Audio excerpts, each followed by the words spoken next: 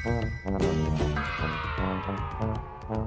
वाला थोड़ा अलग है। तुमने इसे कुछ ज्यादा ही फिल कर दिया है।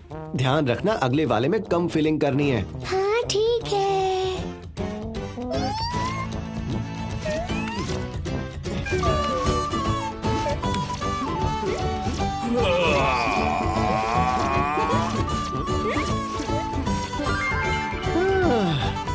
मुझे लगता है कि इतने काफी होंगे।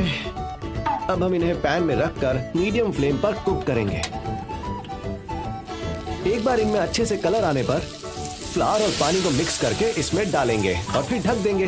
फिर जब पानी उबलने की आवाज आने लगे तो हम इसमें फिर से सेसमे ऑयल डालेंगे, बस थोड़ा सा।